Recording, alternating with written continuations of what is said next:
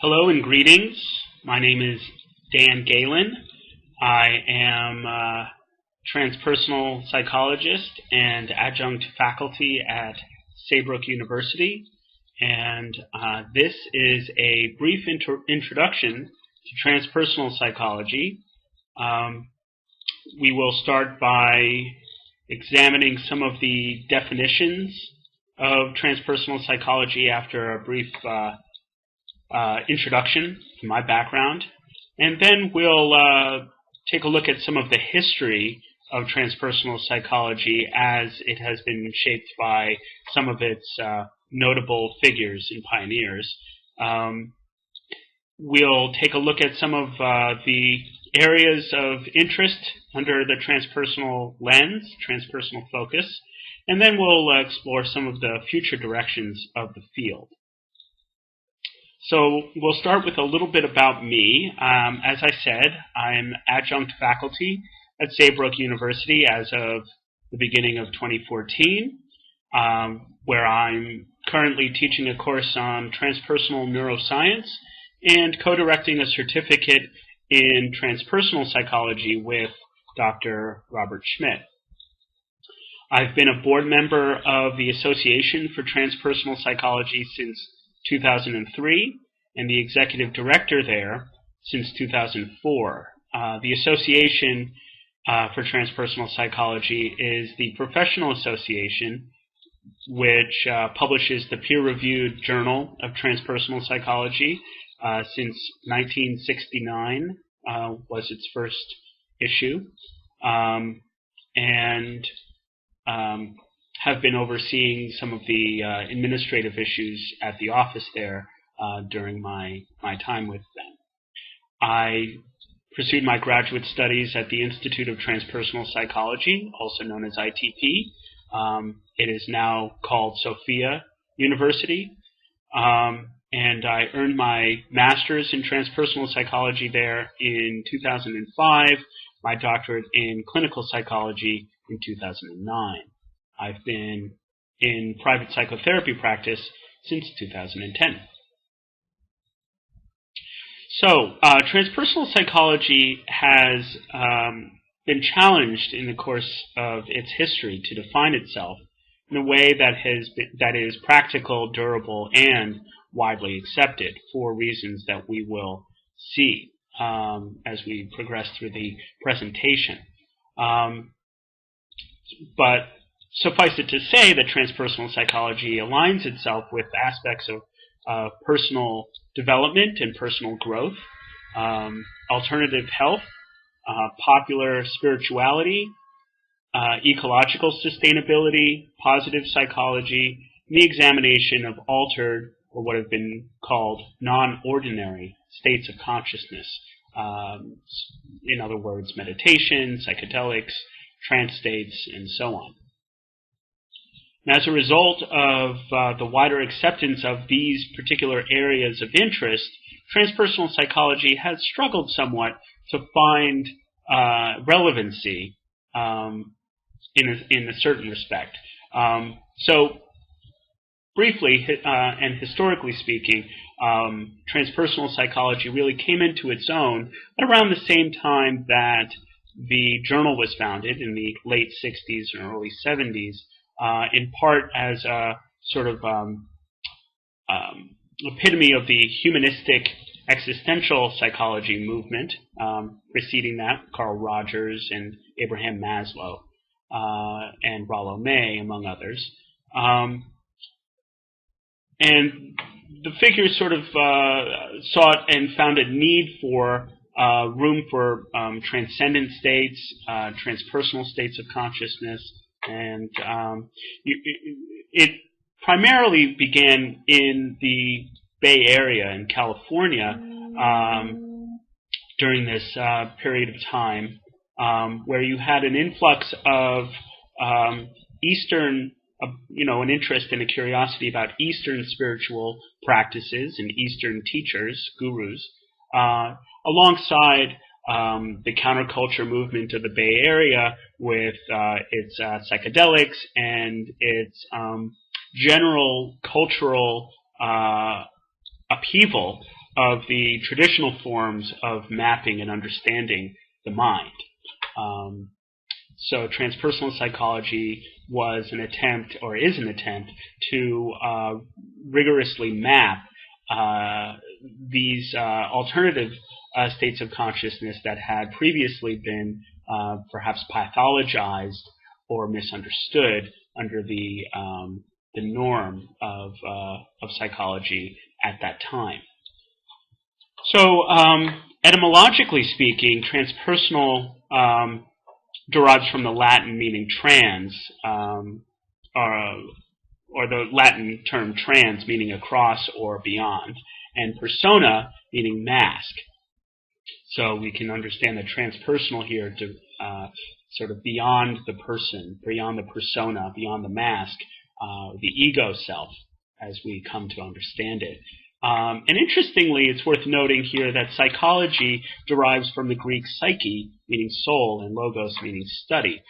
So in some respects, we might say that transpersonal psychology is an effort to return psychology in the study of psychology to its origins of the study and examination of the human soul.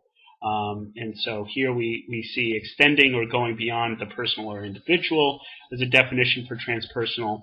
And the term transpersonal has come to be associated with the psychology or psychotherapy practices that are concerned with esoteric, so-called esoteric mental experiences as found in mysticism and altered states of consciousness that extend beyond the usual limits of ego and the personality. The term was first cited around 1906 in the use of, my understanding is a syllabus that was used by William James at the time, teaching at Harvard, and his first use of the term transpersonal. So continuing with our pursuits for defining transpersonal psychology, the literature actually contains many attempts to define the field over the past 20 years, and perhaps even earlier than that. In the thematic analysis of 40 different definitions that were published between 1968 and 1991, the authors LaJoy and Shapiro suggested that transpersonal psychology studies humanity's highest potential and unitive spiritual and transcendent states of consciousness. So this was further distilled down into three characterizing terms: the psychology of self-expansiveness, whole person psychology, and the psychology of transformative process. A reanalysis of 160 definitions of transpersonal psychology published from 1968 to 2003, including those cited in the previous slide, offered another definition: transpersonal psychology as an approach to psychology that, 1, studies phenomena that extend beyond the ego as context, or 2, an integrative/holistic psychology. This provides a framework for 3, understanding and cultivating human transformation. An alternative definition to that is psychology of self-expansiveness. The field is defined as transpersonal psychology studies the self conceived not only as an isolated individual bound to the here and now of the present, but capable of expanding to include others, nature, or all of space and time, or of an embodied form of some larger aspect of the world. These shifted boundaries may reflect a non-ordinary state of consciousness when obviously compared to the consensus norm of psychology, or state of mind. Further attempts at defining transpersonal psychology include these two definitions, both coined in the recent Handbook of Transpersonal Psychology, and these references are found at the end of my presentation. Artelius, Roth, and Roy, 2004, cite transpersonal studies as a whole-person transformative approach to human existence and human experience that includes the spiritual and transcendent as well as the social and community dimensions of human life, all within the context of the global ecosystem in which we live. So you can understand that the transpersonal studies is examining the individual within a context and not separate from that context, which I think is an integral and important point to account for within transpersonal studies. Transpersonal is a psychology of transformative process that understands the individual mind, human communities, and the cosmos itself to be interconnected living systems in constant engagement with creative self-expression and self-invention. Through all of these definitions, a summary definition was derived in a recent attempt. The short phrase summary is as follows. Transpersonal psychology is a transformative psychology of the whole person in intimate relationship with an interconnected and evolving world. It pays special attention to self-expansive states as well as to spiritual, mystical, and other exceptional human experiences that gain meaning in such a context.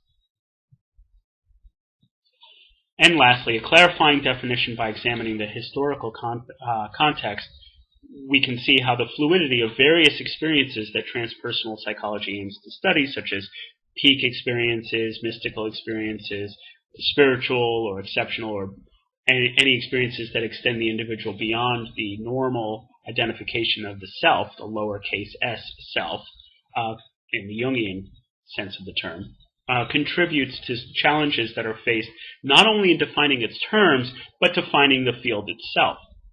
And as such, it may help us to study some of the history of the field by identifying some of the field's more notable figures who were involved in the field's development so as to understand and appreciate transpersonal psychology within a given historical context. So going back to perhaps one of the original founders within psychology, William James, here are his dates. It was credited, as I said earlier, with coining the term transpersonal in a course that he taught at Harvard in 1905-1906. Some notable items with regards to William James in reference to transpersonal contributions is his seminal text, Principles of Psychology, as well as the Varieties of Religious Experience. These are seminal works within the field of psychology itself, to say nothing of its importance to transpersonal psychology. These, William James was in many cases exploring his own psyche and his own consciousness and writing about it in extended detail, as was very much unique at that time.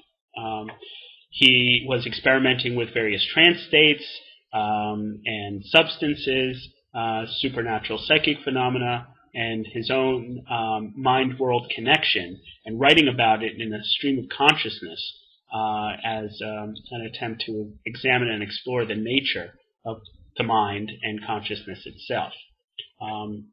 He utilized pragmatism, what he called a radical empiricism, in order to help make psychology less of an abstract philosophy and more of an experimental science.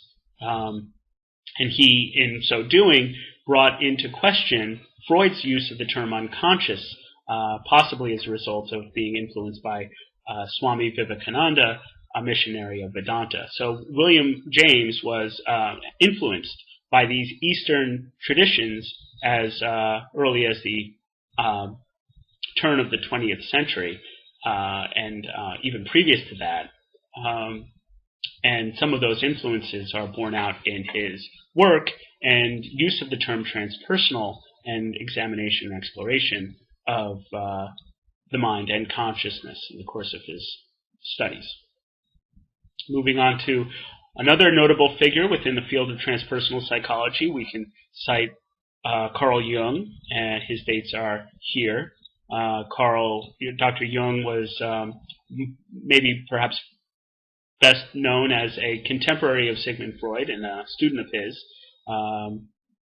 and a developer of the term collective unconscious, which understood a shared heritage of consciousness that is passed on through the generations of humanity. And this collective unconscious, or Überpersonlich, is a transpersonal unconscious, or that which extends beyond the personal and perhaps offers us access to not only innate fears but innate capabilities, capability for language, for walking upright, and so on. These are, akin to the collective unconscious, to say nothing of the use of the term archetypes, which are described here. These collective unconscious archetypes, such as the persona, the mask, this concept of the mask that we show to the world, that in some ways reveals and in some ways hides or obfuscates our true self. Other archetypes include the anima animus, that is to say the masculine and feminine projections that are embedded within the psyche of the individual, and determine how we identify as men or masculine in the world, or as feminine or as women in the world, as well as how we identify that which is attractive or beautiful to us, and engaging with in the opposite sex, as a projection of the archetype, the anima, or the animus, as it were, as well as the shadow, the term that has become part of the common parlance. Shadow is referring to those thoughts and feelings or actions that are usually repressed or rejected or denied. And there are other archetypes as well, the archetypes of the wise old man, the innocent little girl, the archetypes of various creatures of the unconscious.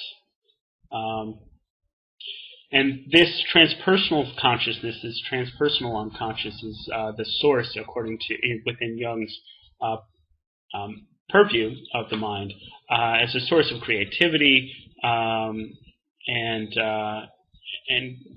the engagement with our fellow humanity over generations.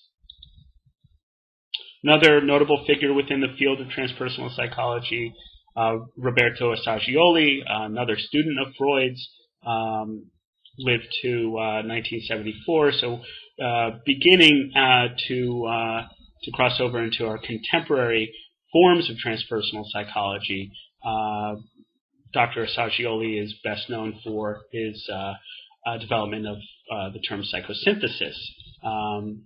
He was the first psychologist to recognize the spiritual nature in humanity, recognizing in this use of the term as to incorporating it within the purview of a rigorous psychological model and paradigm, in this case the psychosynthesis model.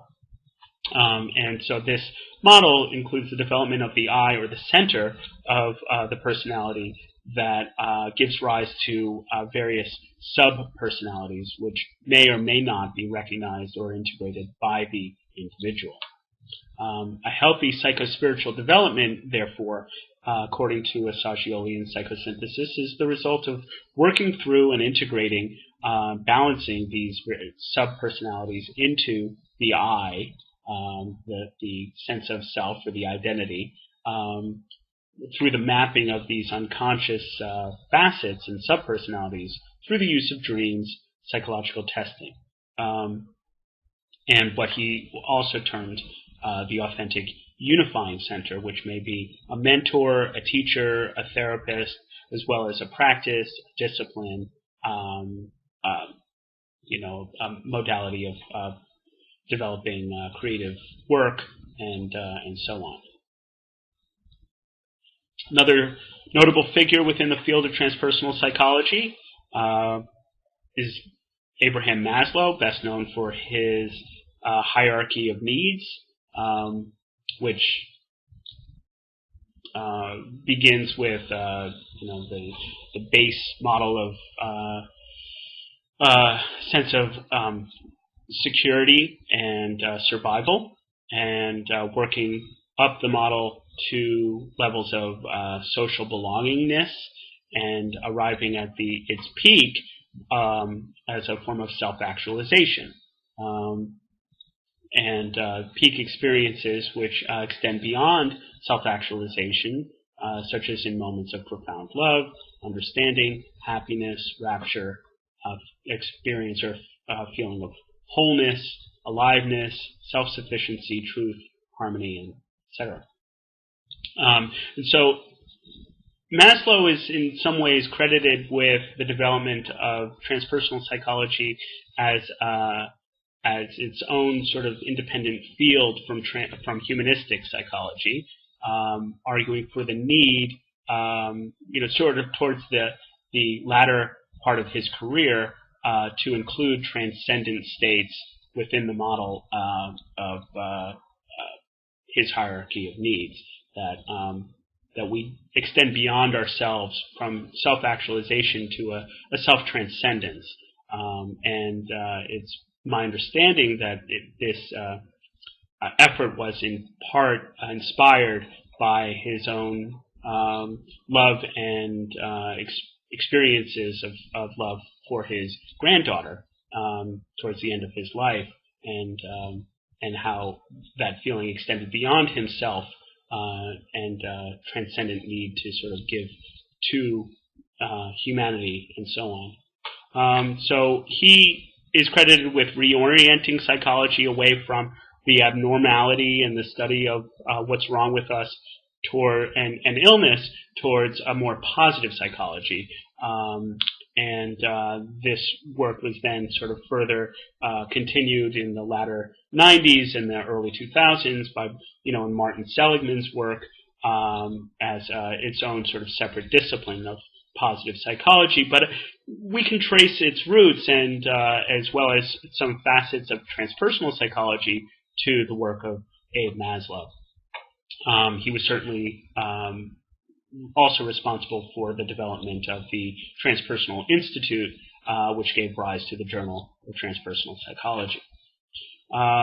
He commenced an endeavor for the humanistic psychology as the third force in psychology, which follows after the psychodynamic Freudian understanding of the mind, and then the behavioral formulations of the mind under the rubric of Watson and B.F. Skinner, Thorndike, and so on.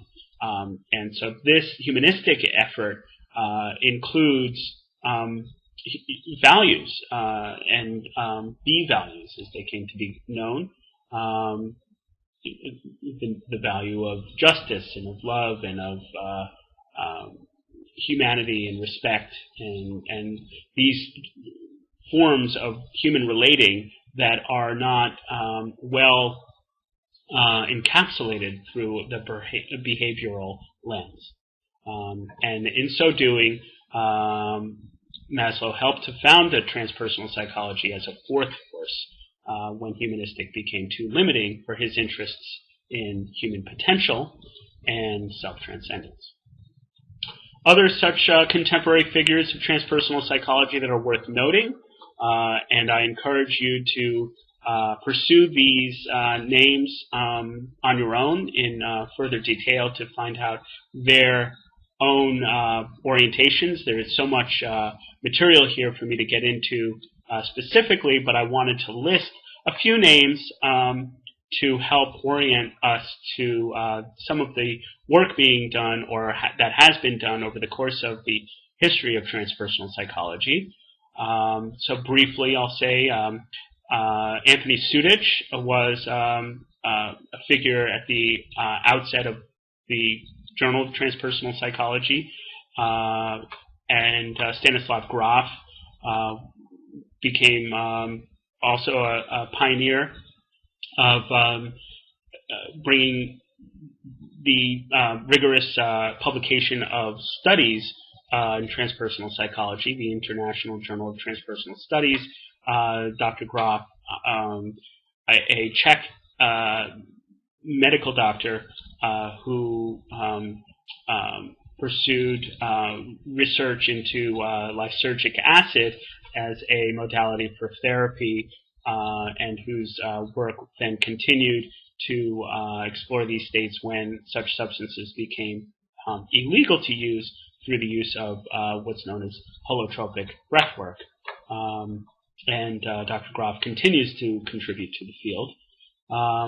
Doctors Robert Fraser and James Fadiman founded the Institute for Transpersonal Psychology, my alma mater. Dr. Fraser, Harvard psychologist and Sufi sheikh, is Abe Dan in Aikido, studied under the founder of Aikido, Ueshiba, Sensei Ueshiba, and is continuing to contribute in spiritual guidance and his teachings in Aikido and in Sufism, and so on. And Dr. Fadiman, in addition, is a psychologist who works within the fields of creativity and consultation. Has published a great number of works around the exploration of psychedelics as a modality for human development and spiritual growth, and published some of the latter research before lysergic acid became scheduled by the U.S. government that explored the use of such psychedelics in pursuit of creative states. Wondering if it would behoove us to move along so that we're not covering all of these names in such detail, but I would like to say Ken Wilber and his work is a major contribution to the field. He himself is no longer identifying with transpersonal psychology, to my understanding, but has certainly helped to develop models that are useful and adaptable to transpersonal pursuits within the field. Jorge Ferrer is as well a contributor to examining and exploring these models of the mind, and revisioning psychology and integral psychology of the latter days. Dr. Lukoff and Dr. Sabatsky, co-presidents of the Association for Transpersonal Psychology.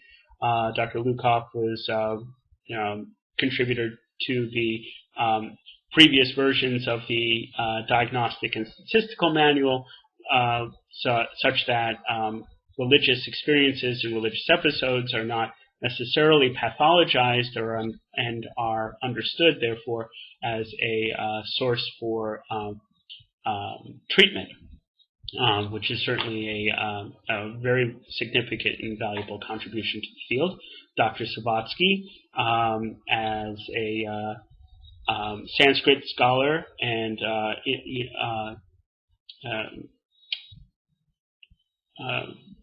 researcher in the Indian psychology, has published a number of books around yoga and Brahmacharyan traditions to examine and explore psychology from this point of view.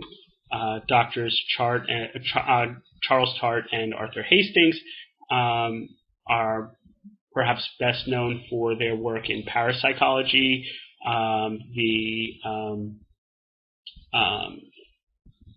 some of the early research into telekinesis or telepathy and clairvoyance, and Dr. Hastings, who sadly passed away last year, his work with the psychomantium, offering bereavement counseling for those who can make use of those studies and the data therein. Dr. Broad and Dr. Anderson have provided tremendous contributions to the field of transpersonal research and methodologies such as intuitive inquiry and integral inquiry, among others, and I encourage you to pursue their research and their publications on this topic.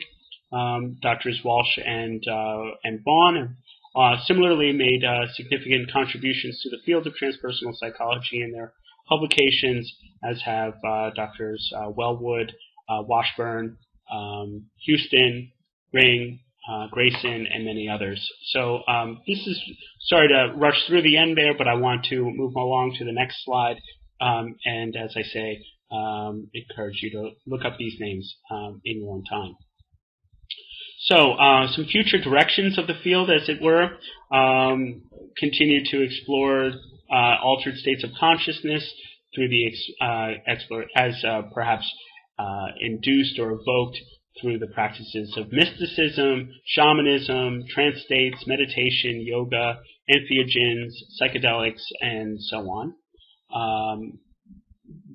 Transpersonal psychology pertains to the exploration and study of exceptional human experiences, such as peak experiences, transcendent experiences, parapsychology, which includes clairvoyance, remote viewing, telepathy, psychokinesis, out-of-body experiences, near-death experiences, psychic healing, and others. Transpersonal psychology may examine what is going on in the brain states, such as the course that I'm teaching presently, and which I think gives rise to some questions as to the philosophy of mind and the nature of consciousness, and what can we come to understand about the nature of mind given our purviews into the activity and processes and functions of the nervous system.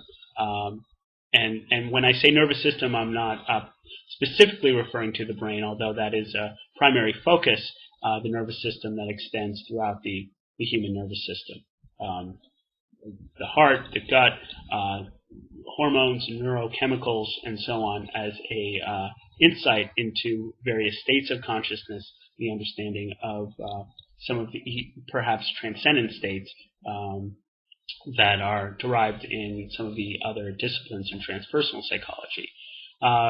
Other future directions may include integral psychology. Now, the term integral has come to be associated with Wilber, Ken Wilber, Sri Aurobindo, and Jean Gebser. And each of these figures have their unique take on the term integral. So, I'm sort of using a multi-determined use of this term integral here to refer to some future directions of the field that examine consciousness through these lenses as provided by these three philosophers, Ken Wilber, Sri Aurobindo, and Jean Gebser.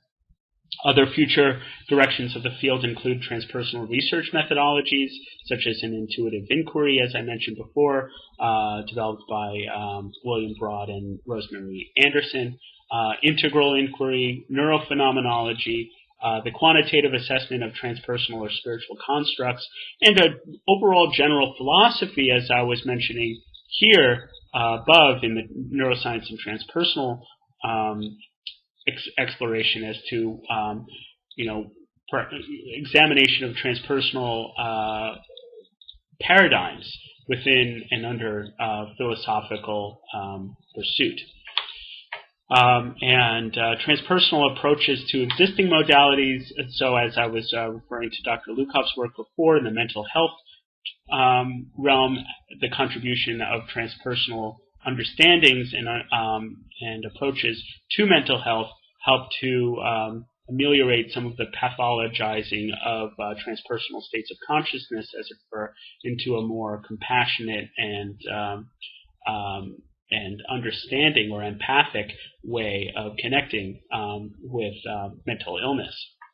In addition, transpersonal approaches to somatic therapy, dream states, hypnosis, spiritual guidance, and the creative and expressive arts.